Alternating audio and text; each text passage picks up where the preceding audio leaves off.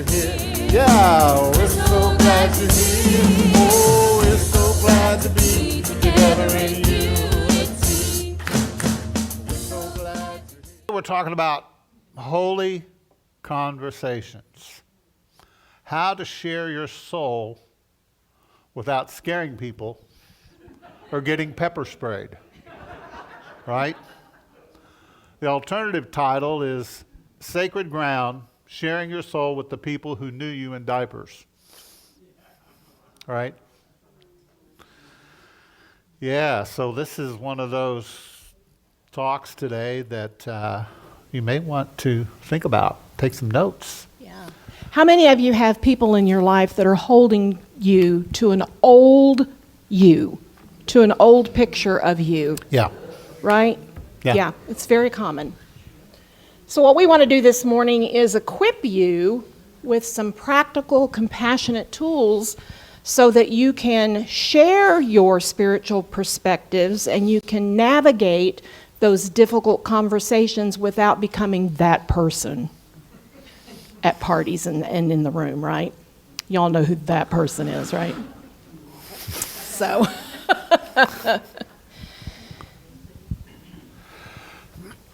Picture this. You're in a hot tub with a friend. The water's perfect. Not too hot, not too cold. And you're relaxed. Just enjoying yourself, right?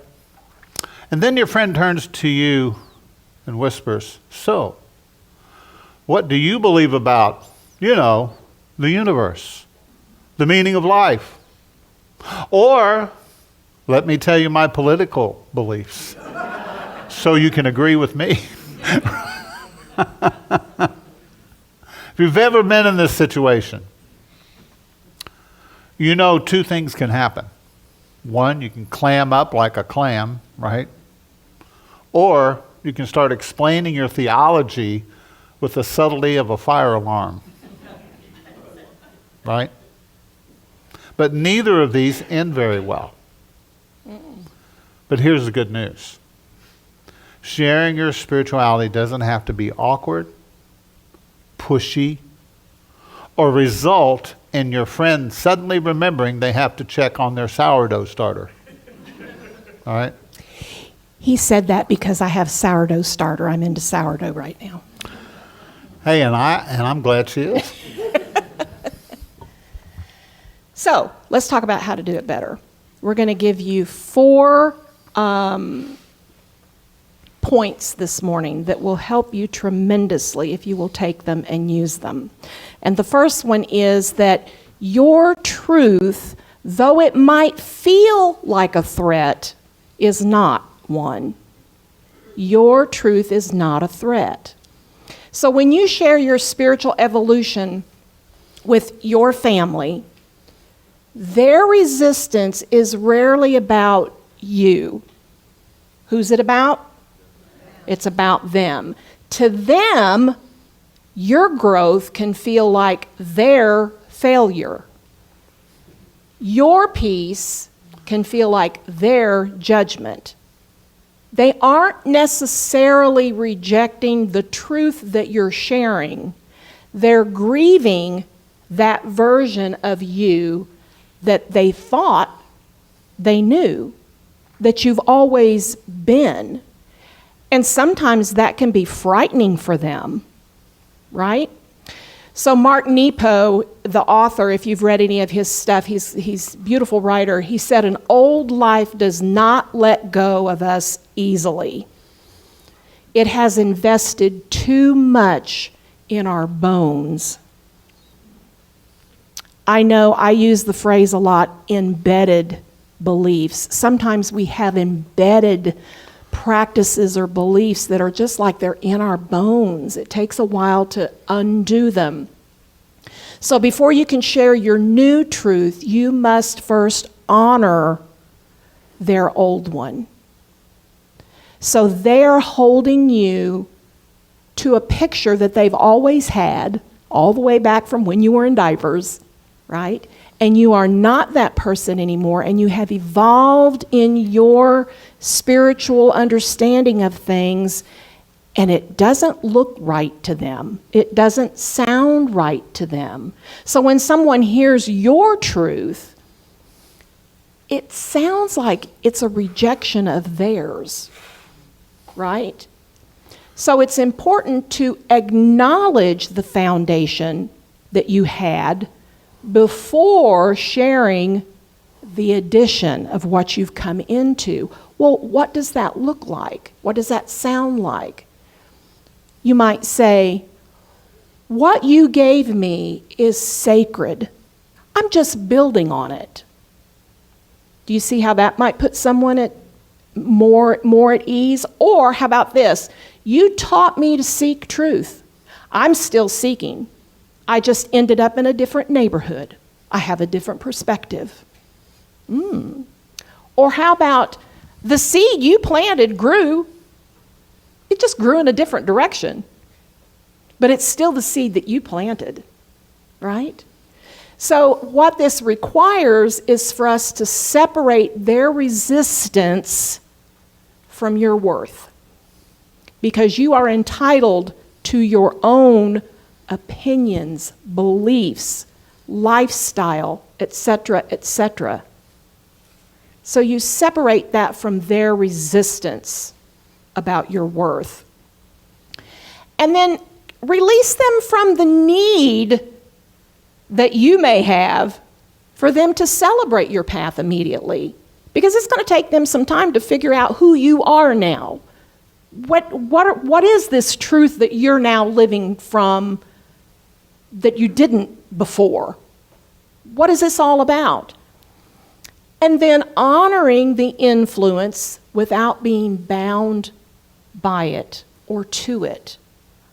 Honor all that they did to bring you to the place that you came to so that you could build on that. So I was raised in a fundamentalist home.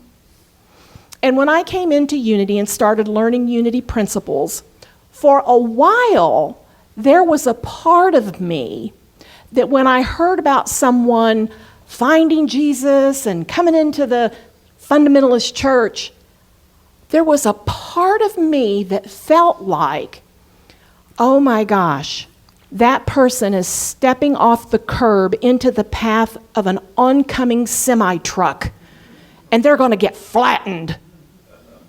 Because that was my perspective.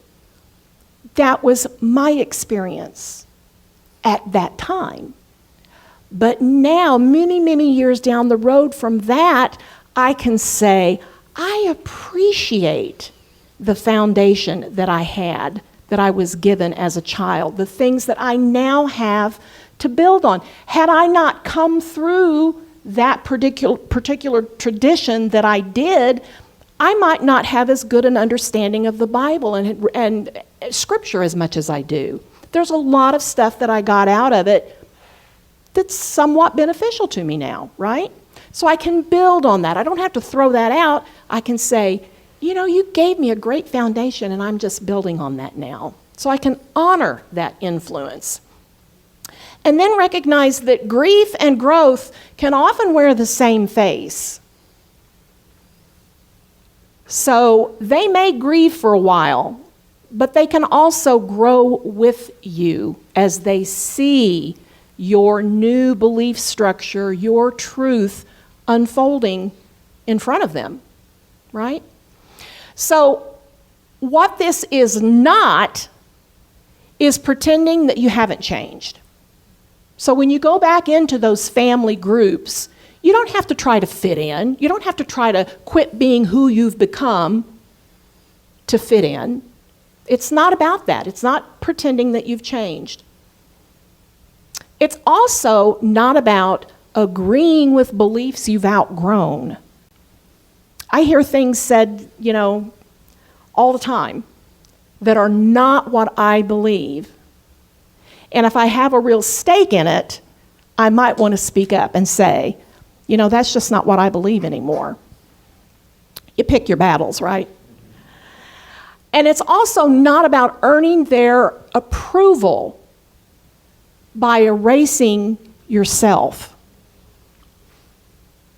Again, you have the right to be who you are and believe what you believe. And finally, timing your truth to their comfort level indefinitely. It's not about that. It's not about, well, I'm sure there'll be a time when they'll be able to accept who I have become and what I'm about now. I'm sure if I wait a little while, circumstances will change and the timing will be better. It's not about timing your truth and the display of your truth for some kind of comfort level that, is it going to come? Probably not, right? So you just be who you are, and even though it may feel like it's, what was the word? A threat, it's not. It really isn't. That's the first point. Yeah. Point number 2. You don't have to defend what you're still exploring. You don't have to defend what it is that you're still exploring. How many understand that we are, in unity, we are students of the truth? We're students. We always have the beginner's mind. Mm-hmm. That's so important. You never want to get to the point to where I have learned it all. I know everything about everything. You may have some knowledge, but knowledge doesn't really free you until it's activated within you. Did you hear that? Knowledge alone doesn't do much good. It's the activation of that can make you free, as Jesus told us. So, how many understand that you are not the official representative of truth? I am not the official representative of truth. How many understand that we are all in our own spaces and places and stages of growth? Mm-hmm. And we all have opinions, right? And so you are one person on one journey, doing the best you can. Now, isn't that what everybody else is doing, for the most part? Mm-hmm. Right? Doing the best they can. So you are allowed and invited even to say, I don't know. How many know that's okay? You don't have to know everything. It's okay to be uncertain. It's okay to have doubts.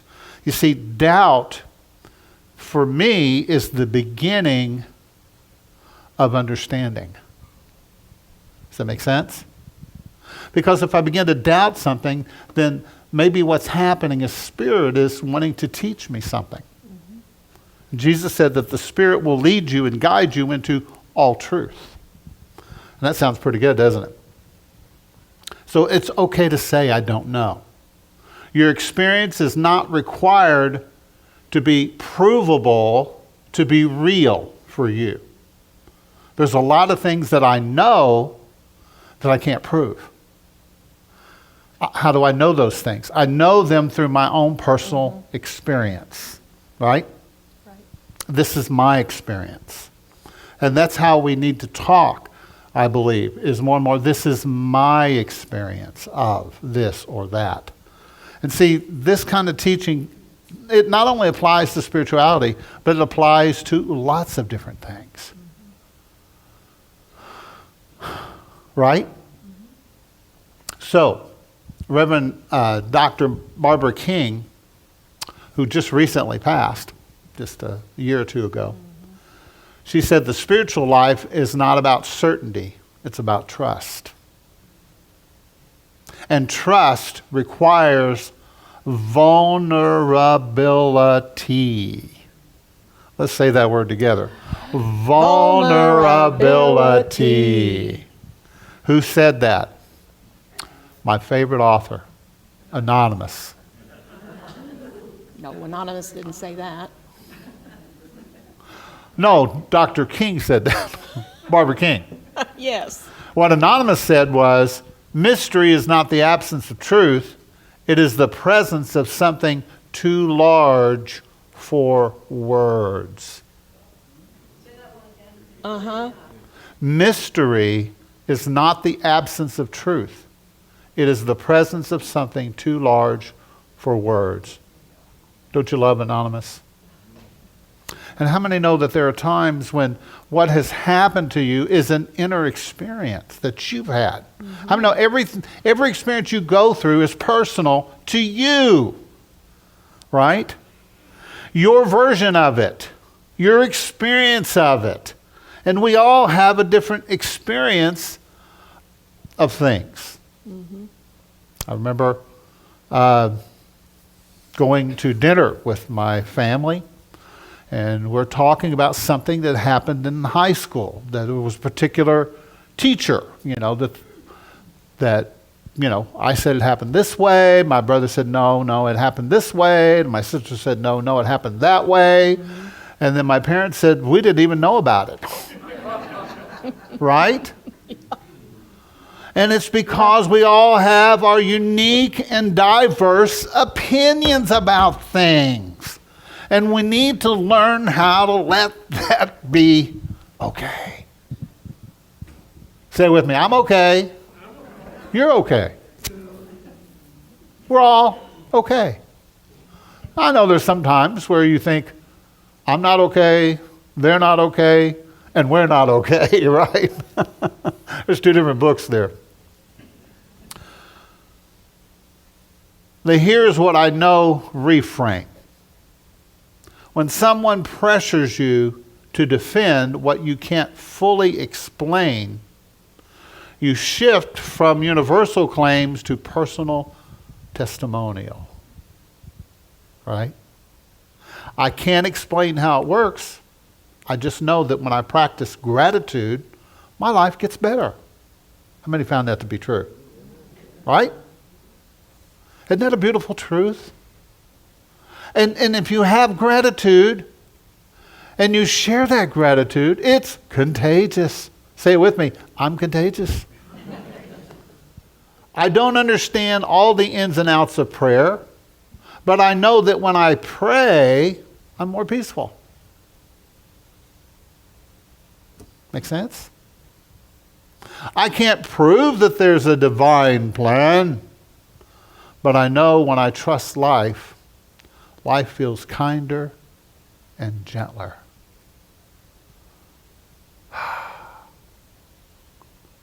I'm not a theologian.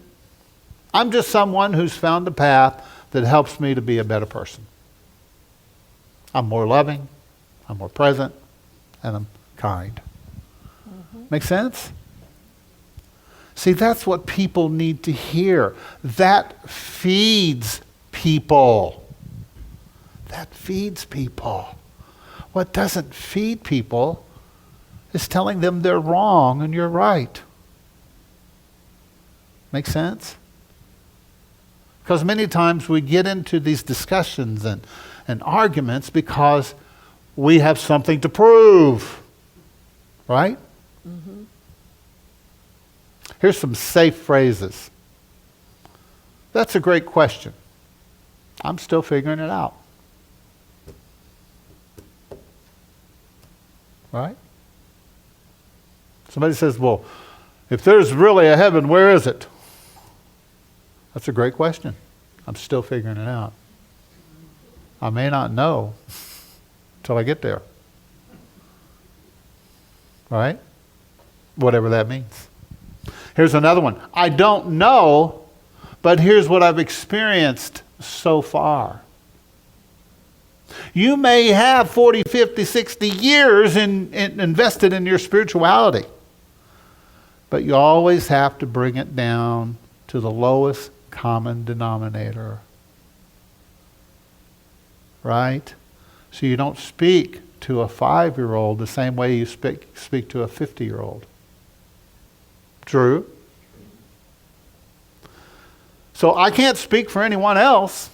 I can only speak for myself. Right? Or I used to believe that too. But here's what shifted for me. See, you're not attacking. You're explaining. You're in communion. The word communion comes from the word communicate, or communion and communication come from the same word, root word, right? Do you want to be in communion with people? Speaking with them on a human level, right? So what this does, what it requires of us, is comfort with not having all the answers. Even if you think you know. And you probably think you do. Right? Yep. How many here think you know? No, you have to raise your hand. Right? I mean, we do. We have our beliefs, we have our opinions, and that's okay. Everybody's got one, right? Trust that your experience is valid, even without external validation. That's a tough one, isn't it? Yeah. I had this wonderful experience, but people don't agree with me. There's lots of experiences that I've had in my life, and some of them I can't share, right? Because unless it's in the right moment, in the right timing, in the right place. How many understand that there's a time for everything? Yeah. Some of them you don't even share with me. It's true. It's not that I don't think she'll get it, but it's like there are things that are personal to you, revelations that you've had. Jesus said, don't, and this is not, maybe I shouldn't even quote this, but it has nothing to do with you. Okay. Don't cast your pearls before swine. Oh. Okay. And all that really means, if you've ever seen a pig in the slop, have you? Okay. Their heads are always down because they're connected to just the things that are lower, right? Lower vibration. And so when you try to share these things with people, then sometimes they're just not going to get it. And it's my truth, right? It was for me. Isn't that amazing? And you have things that have happened in your life that you can't share with maybe very few. Yeah. Maybe nobody. But at some point, if the timing is right, you're in the right place, in the right space, in one of those beautiful moments. What does the Course in Miracles call that? What calls it a miracle, right? Mm-hmm. A miracle. When there's true communion between two souls. That's something that we need to pay attention to, right? The communion of souls. And so the courage to be incomplete in front of others. To be okay with that. Got to be okay with it. The releasing the burden of being a perfect representative. I just want to be the best representative I can be. I need to know everything so I can argue. I remember one time back in Indiana, I got a call from the particular minister from another church. And he said, Reverend King, I'm challenging you to a debate, a public forum. And I said, well, let me pray about it. Let me think about it. And it was a particular group. They didn't believe in music, and having music in their church. And we had a lot of music, right? And we didn't have the right name on our church. Ours was not the Church of Christ. And if you don't have that, then you're going to hell. And so anyway, so I talked to Leah about it, and I prayed about it, because I thought, well, this might be a good way just to, but that's not what they wanted to do. And I'd seen some of these kind of things before. They wanted to debate, and and argue. And I said, no, thank you. I said, if you want to sit down and talk, I would love to do that, but I don't want to debate with you. Yeah. You know, I would rather have you as a friend, as somebody that I can talk to, Yeah. to have a relationship with. Right? Yeah. And that leads us to our third point. Yes. Our third point is that hard conversations are not battles. They're dance lessons. Yeah, when you disagree with your family about something important, whether that's theology or politics or ethics or lifestyle, your goal is not to win. Your goal is not to win. Your goal is to stay connected. Because connection is the container that holds all the possibility. You may never come to an agreement about things, but if you stay in connection, the love can remain. Right? Dr. Wayne Dyer says when you change the way you look at things, the things that you look at change. Mm-hmm. And Maya Angelou said people will forget what you said. Yeah. People will forget what you did, but people will never forget how you made them feel. It's not about winning. It's about staying connected. So how do we do that? Well, the tools for this point are to use the same team questions. We're on the same team. And what do those questions sound like? What's your deepest hope in this? Get them to open up. When you imagine the world at its best, what does that look like to you? What do you wish that I understood about where you're coming from? What is it that you wish I understood? How about this one? What matters most to you about this? What are you afraid of here? And this one you have to kind of be careful with, right? You want to use this one sparingly and be very gentle if you're inviting them to open up what they're afraid about, what their fears are. But entering into questions to draw out what is their feeling, their thoughts about things, so that you can stay connected and to show that it's not about me winning anything. It's about us being able to share gently and compassionately with one another. Sometimes the most loving thing to do is to pause or to exit, right? So how do you preserve a relationship without sacrificing your integrity? How do you stay in a relationship without sacrificing what you believe in, how you feel about things? Well, here are some exit ramp statements. I love you too much to fight about this right now.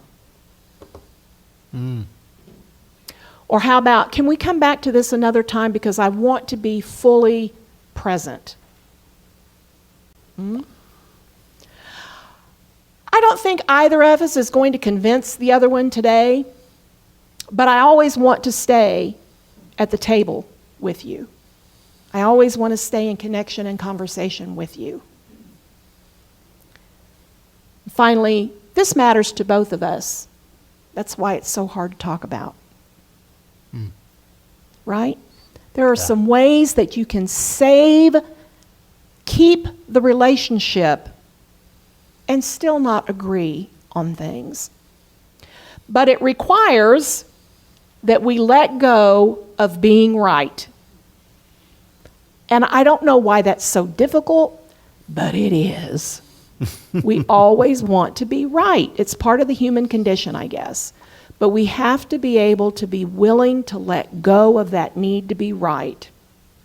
And then we have to trust that the connection is more influential than the argument. I can have more influence with you and share who I am and what I'm believing and where I'm coming from if we stay connected rather than if I win the argument or if we continue to argue. You will know them by their fruits, right? The fruits of the Spirit: love, gentleness, meekness, compassion. Is that what you're engaging in with the person? And then finally, it also requires the knowing that some arguments, some conversations are going to remain unfinished. There isn't going to be a resolution in them. You're not going to see eye to eye, and that's okay. Be okay with that. And it also requires that we know that love is the message. It's the message. It's not just the medium. It's not just that which we're performing in. We're being in love. Love is the actual message. Right? That's what we're trying to relay, is love. Whew. Yeah, I think that's really good. And I think it's really important when you can realize that it's not battles. It's about learning to dance with people. Right? If you engage in a battle, it's all over. And so what I'd like to suggest is that we stop here. Okay. Because there's a lot there to think about.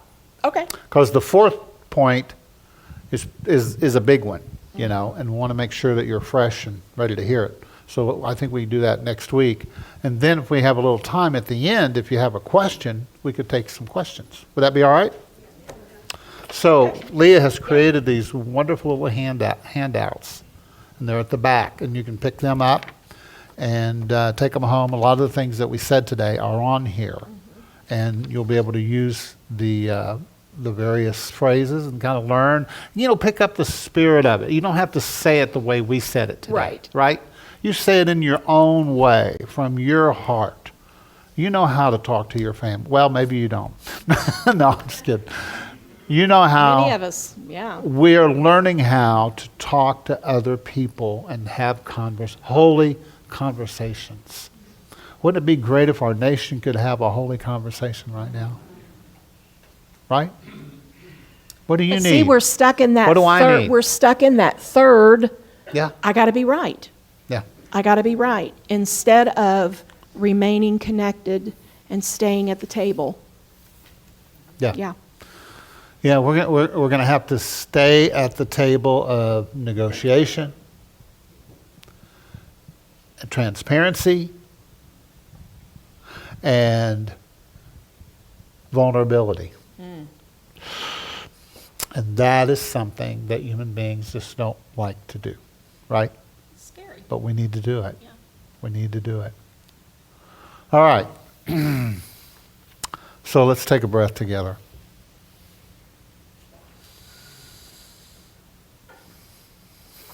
And do you have a song for us, Ken?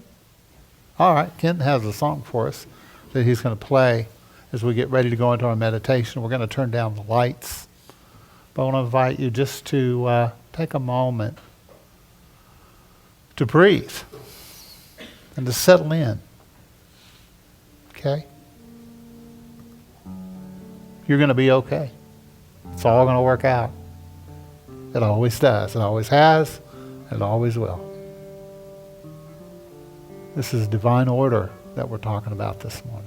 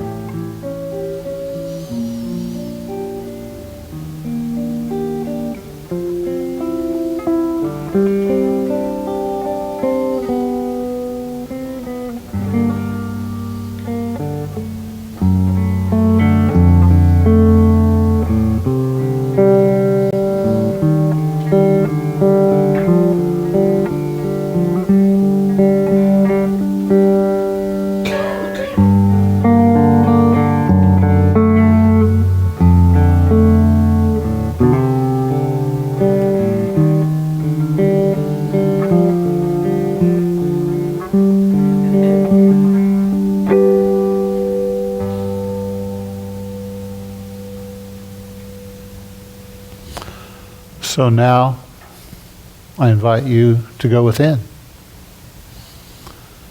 into that beautiful space inside, where it's just you and God and Spirit. It's just you and I, alone, or one with the very presence of Spirit, of God. For we know that we are never alone. In reality, we're being guided, we're being led in our lives. This invisible power, this higher power that we call God, fills us up and surrounds us. And that Spirit is speaking to us all the time. There's a verse that's kind of hidden in the Old Testament. In the stillness, in the quiet, the divine voice will speak. It's a calming voice. It speaks out of the quiet, out of the center of your being.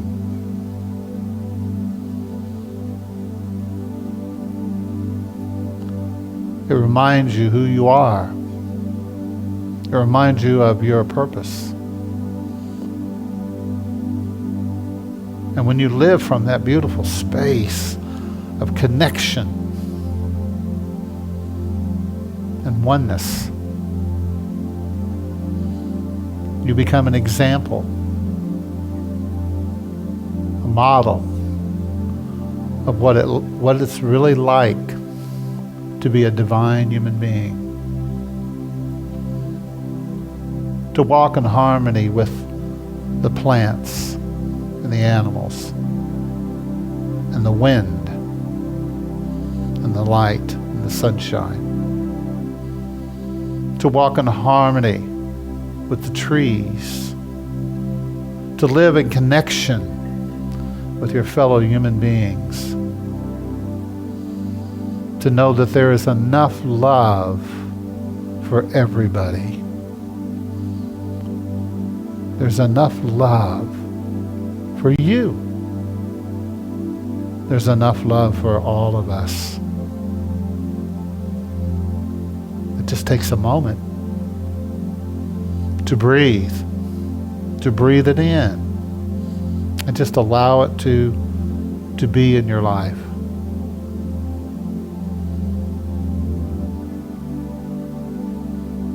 So when we're around our families, our friends, or maybe even a stranger, and we share our truth, we're sharing from that space of personal knowledge, personal understanding. This is the way I see it. This has been my experience so far. I'm a student of life. I'm a student of the truth. I'm still learning. I'm still growing. And so are you. And so are all of us. Sometimes we have to give space to others.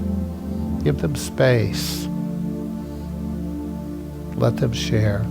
Say what they need to say, without having to take anything personally. It's okay. What's the most important thing? To keep the peace. Keep the peace. Let's breathe.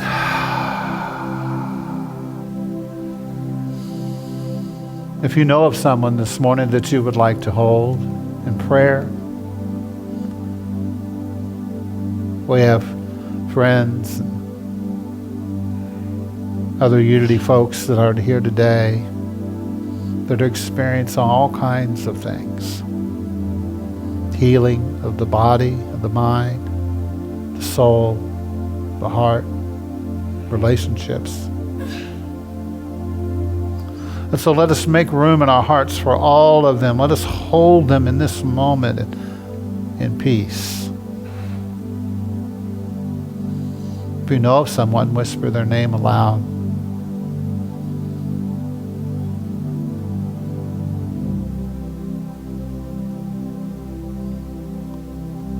And as you do, hold them in your heart. Because Spirit knows what they need more than you know what they need, or I know what they need. Sometimes we don't know what people need. Sometimes we do. We surround them with our prayers, with our good thoughts, our well wishes, for the healing of the body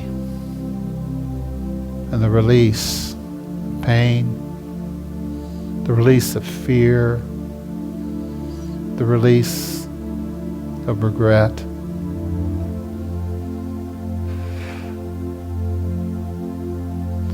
My friend, know that you are loved perfectly, completely. God is in love with you. And that's always the truth.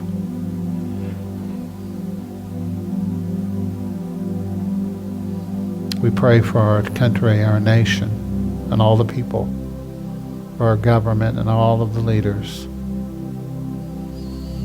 We speak peace, reconciliation, healing, understanding, enlightenment.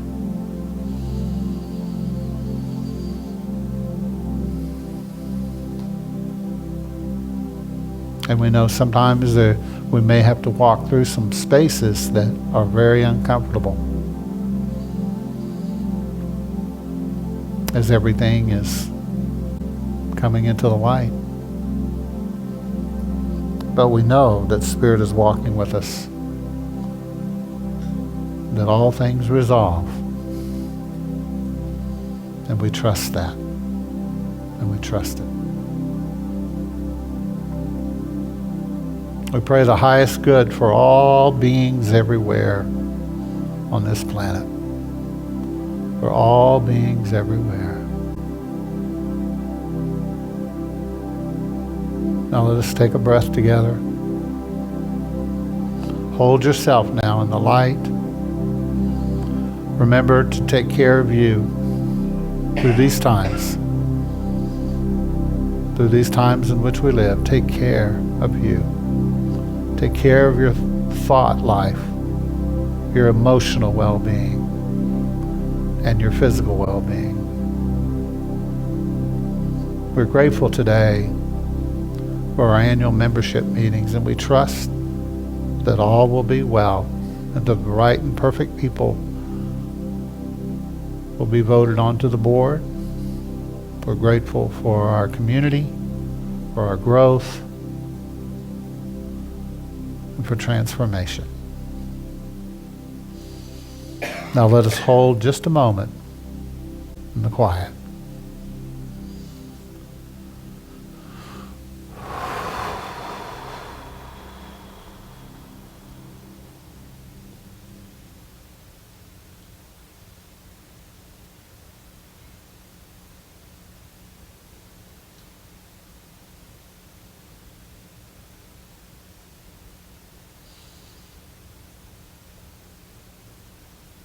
And so we say thank you, thank you, thank you, God. So it is. So it shall be.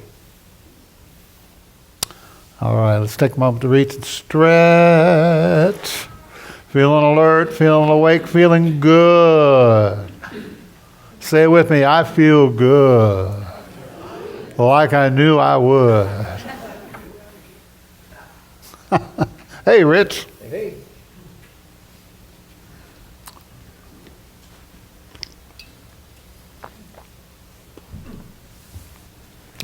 Morning, everyone. I'm Rich Milkey, a board member.